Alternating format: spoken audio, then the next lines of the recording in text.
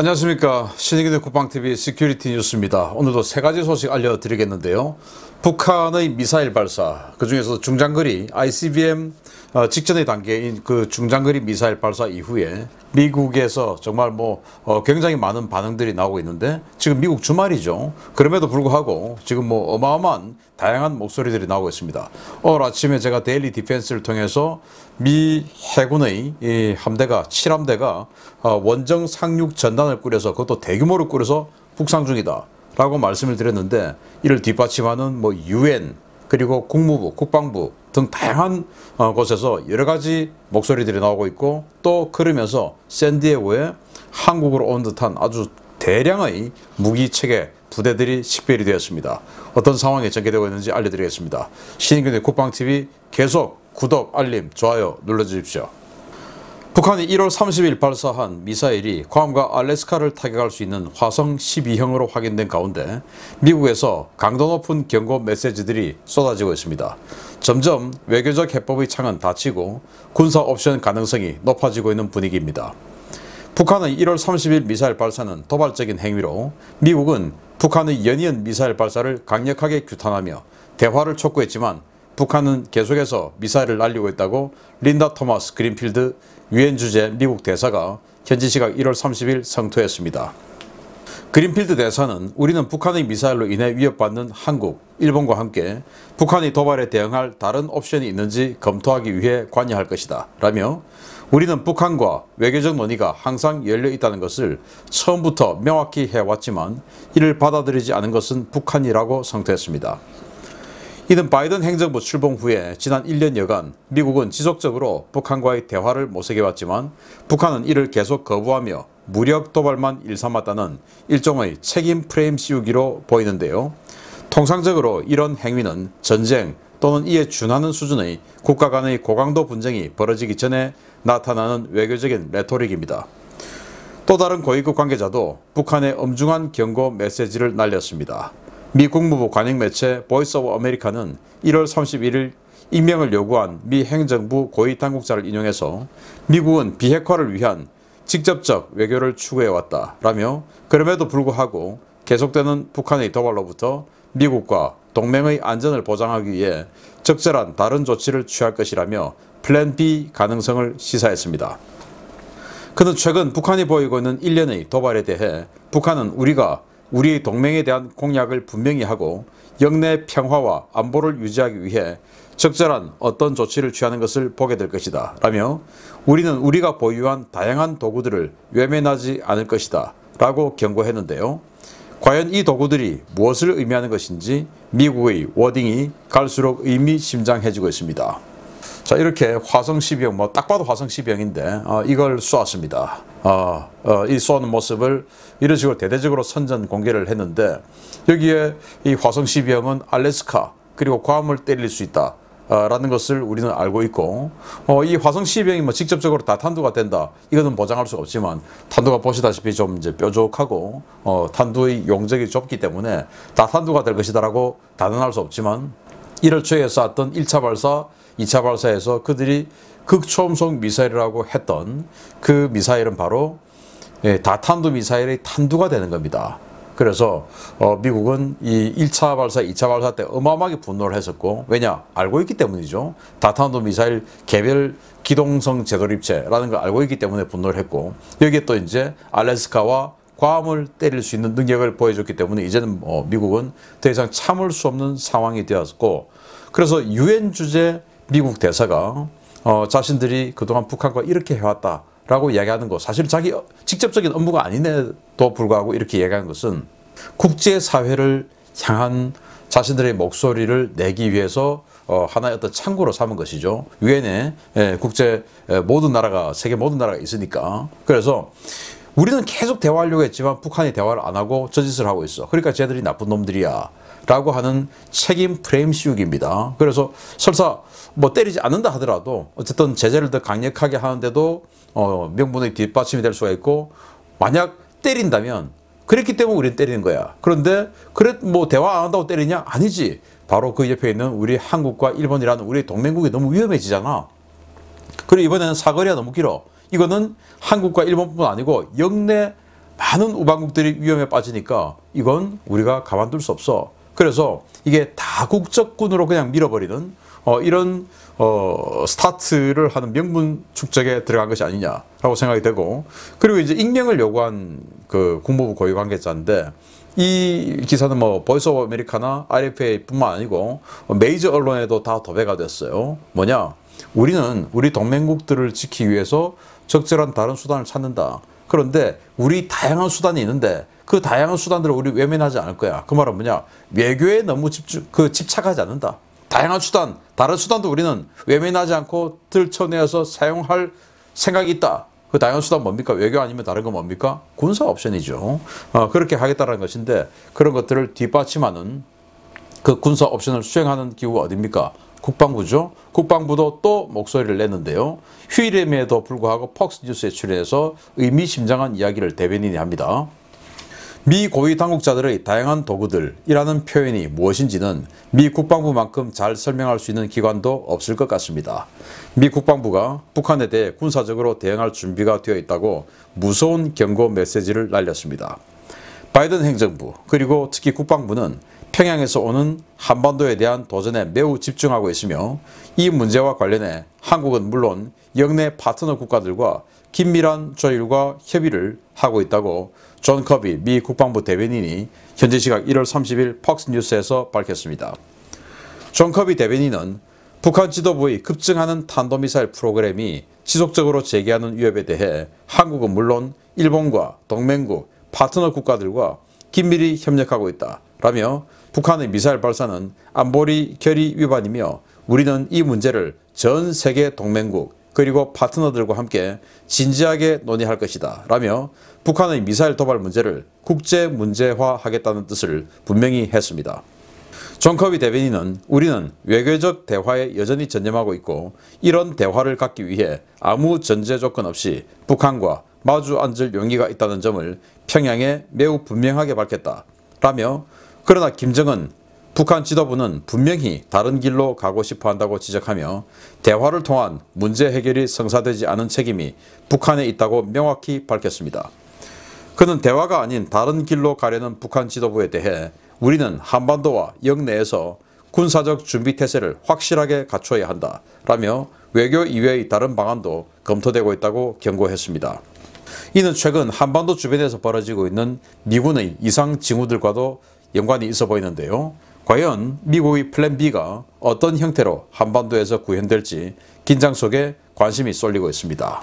자, 국방부 대변인이 휴일임에도 불구하고 폭스뉴스 출연해서 이야기를 합니다. 그래서 한국, 일본뿐 아니고 영내 파트너들 그리고 전 세계 파트너들과 동맹국들과 이 북한 문제를 논의하겠다라고 하는 것은 유엔에서 어떻게 하겠다라는 게 아니고 전 세계 그냥 자신들의 파트너 동맹국들과 협의하겠다라고 하는 것은 유엔 안보리 차원의 유엔군이 들어가는 게 아니고, 지금 뭐 중국하고 러시아가 있으니까 안보리에서 해결이 안 되죠. 그래서 그냥 이 이라크전처럼 그냥 미국 독자의 군대를 다국적군을 꾸려서 때릴 수도 있다라는 이 가능성을 내포하는 것이죠. 그래서 아마도 북한 때리자라고 하면 저요 하고 손들 나라가 있죠. 일본 있죠. 호주 있죠. 그리고 이 일본과 호주는 지금도 미국하고 같이 군사훈련 같이 하고 있습니다. 괌과 마리아나 제도에서. 그렇게 해서 그 군사훈련 하고 있는 거 그대로 그냥 북상에서 오면 하나의 강력한 스트라이크 패키지가 되는 거예요. 호주는 여기다가 F-35, 뭐 공중급유기, 조기경보기 다 지금 집어넣고 훈련하고 있습니다. 그래서 이렇게 다국적군, 거기다 뭐 영국까지도 할래? 그럼 영국 당연히 또 오죠. 한국은 지금 뭐 이 여당 대선 후보는 전쟁하면 청년들이 죽는다라고 하면서 다시 또 뭐 공포 분위기를 조성하고 있는데, 무슨 뭐 청년들 죽을 새도 없이 북한군은 탁 치면 탁 넘어가게 되어 있습니다. 전쟁은 무슨 전쟁입니까? 때리면 끝나는 겁니다. 그냥 제가 봤을 때 그렇습니다. 무슨 뭐 설불받아 웃기는 소리예요. 탁 치면 탁 넘어가게 되어 있는 게 북한입니다. 여당 대선 후보 괜히 공포 분위기 조성해서 자신이 숭배하는 그 뚱땡이 구하려고 노력하지 말기를 바랍니다. 자, 세 번째인데, 이런 국방부 대변인의 목소리를 보여주듯이 진짜로 미국에서 굉장히 의미심장한 군사력 이동 상황이 포착됐습니다. 보겠습니다.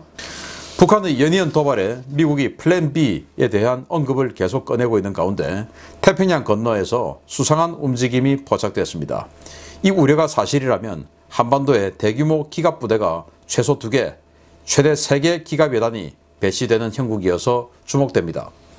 미국의 태평양 핵심 거점인 캘리포니아주 샌디에고 해군기지에 대형 수송선인 USNS 밥 호프함이 입항해서 장비를 싣고 있으며 그 물량이 최소 1개 기갑여단 물량이라고 샌디에고 해군기지 현지 오신트 소식통이 현지 시각 1월 30일 리포트했습니다. 이 물량은 열차편으로 지난 1월 26일 야간에 캘리포니아주에 들어와서 샌디에고로 이동된 장비들인데요. M1A2 전차와 M2A3 보병 전투 장갑차, M109A6 팔라딘 자주포 등 1개 기갑여단을 완편시킬 수 있을 정도의 물량으로 구성되어 있습니다. 문제는 이 장비들이 어느 부대 소속이냐 하는 것입니다. 당초 미 육군은 2022 회계연도 1분기, 즉 1월 중에 미 육군 제1기갑사단 예하의 제1기갑여단 전투단을 한국에 순환 배치한다고 발표했는데요. 샌디에고에서 확인된 장비들이 한반도에 새로 배치되는 1기갑 여단 전투단 장비들인지 아니면 또 다른 증원 전력인지 여부는 아직 파악되지 않고 있습니다. 미군은 지난 1월 14일 1개 기갑 여단을 실어 나를 수 있는 만재 배수량 62,970톤의 왓슨급 차량 수송선인 와킨삼과 57,000톤급 육군 탄약 수송선인 에드워드 A 카터 주니어함, 20,000톤급 공군 탄약 수송함인 데이비드 I 라이언과 버나드 F 피시함을 각각 부산과 진해에 입항시킨 바 있는데요. 당시 와킨삼에서 장비들이 하역되었다면 이번에 샌디에고에서 선적되는 장비들은 한반도로 오는 3번째 기갑 여단이 됩니다. 또 한 가지 주목할 만한 점은 이들이 한국에 도착하는 2월 하순에 주한미군은 1기갑 사단 예하 2개 기갑여단 전투단이 약 한 달간 동시에 배치되는 상태가 된다는 점인데요. 최근 2사단 포병연대 주휘부의 재창설과 공격헬기 부대의 증원, 기갑여단의 증원과 해당 부대의 돌파사단 개편 지정 등 미군 아무래도 뭔가 한반도에서 일을 벌이려는 것이 아닐지 의심됩니다. 자, 이렇게 이 M1A2 에이브람스 전차죠. 에이브람스 전차 지금 뭐 대규모로 하역하고 있는데 샌디에고입니다. 그래서 이런 것들이 어떻게 포착이 됐냐 보시다시피 이렇게 기차에 실려서 캘리포니아 샌디에고로 막 어마어마하게 이동하고 있는 사진들이 또 영상들이 여기저기서 찍힌 겁니다. 찍혀서 샌디에고로 지금 가고 있는 뭐 M1 에이브람스 전차죠. 그리고 이 사진 보시면 와킨삼이 지금 현재 사진입니다. 와킨삼이 와서 이제 대규모 물자를 싣기 위해서 이렇게 브릿지를 내렸습니다. 이 뒤로 이제 차량들이 들어가죠. 전차들이 들어가죠. 여기 보시면 이 사진은 와킨삼에서 아래를 찍은 사진인데요. 그래서 뭐 좀 삐뚤하게 찍혔는데 여기 보시면 제일 끝 라인이 자주포, 팔라딘 자주포, 그 다음에 전차, 그 다음에 브래들리 장갑차, 그리고 여기 이제 JLTV 같은 지원 차량들, 소형 차량들 이런 것들이 잔뜩 있는데 이게 뭐 아무리 세봐도 한 개 기갑여단을 완전히 무장시킬 수 있는 기갑여단 전투단의 장비다라고 판단이 됩니다. 자, 그런데 제가 지난 1월 초에 이상한 부대가 왔다, 부산항 입항했다라고 하는 그 사진과 함께 보도를 해드렸던 적이 있죠. 바로 와킨삼인데요. 이 와킨삼에도 한 개 기갑여단 전투단이 완전히 완편할 수 있는 물자가 실립니다. 그런데 안타깝게도 그때 와킨삼에서 물자를 내렸는지 그 이후의 동향은 파악하지 못했습니다.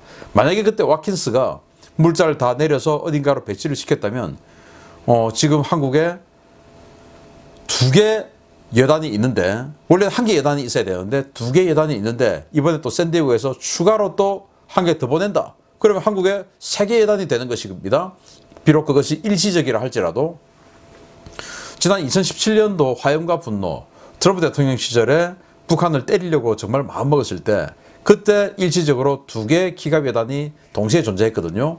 원래 하나만 있지 않습니까? 그런데 2개 기갑여단이 동시에 존재를 했는데 이번에는 최소 2개, 아니면은 지난번에 정말로 와킨스가 내렸다면 3개 여단, 대단한데요. 그리고 또 지금 이 시기에 미군은 1기갑 사단을 돌파사단, 즉 페네트레이션 디비전으로 지정을 했습니다. 돌파, 뭐 원래 뭐 탱크 이런 기동 부대가 돌파하는 게 임무긴 한데 어쨌든 그 칭호를 줬어요.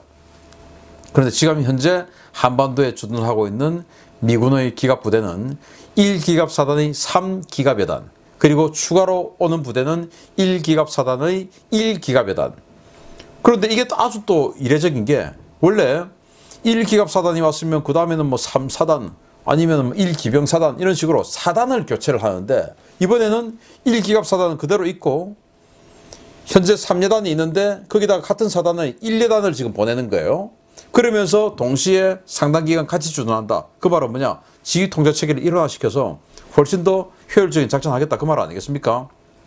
그리고 냉전 시대 때는 미국이 사단급 전투를 했는데, 냉전이 끝나고 나서 우리를 감히 누가 우리에게 덤벼 이렇게 하면서 여단 전투단 체계로 완전히 그냥 경량화시켰죠. 그러다가 지금 중국과 다시 어떤 그 패권 경쟁 시대에 들어와서 중국이 워낙 이제 군사력이 또 급상승하고 있으니까 다시 사단 전투 형식으로 바꿨고, 또 더 나아가서 군단 중심의 전투로 바꿨습니다.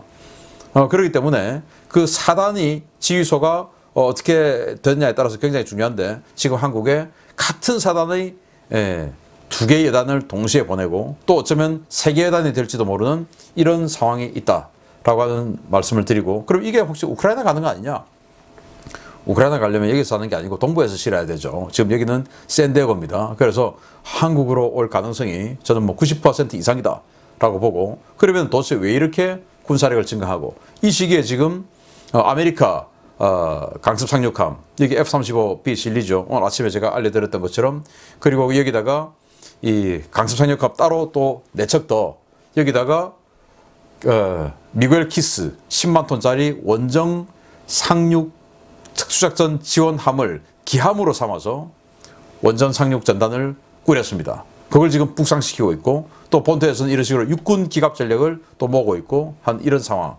결코 북한에 대해서 그냥 뭐 우리는 아무것도 아니야, 계속 니들 하고 싶은 대로 해 라고 하는 그동안의 자세하고는 조금 다른 것 같다 라고 생각이 되면서, 어쩌면 이런 장비들이 한국으로 다 와서 내리는 시점은 2월 말 정도가 될 텐데, 이게 이제 과거로 따지면 키 리졸브 훈련하는 그 시기입니다.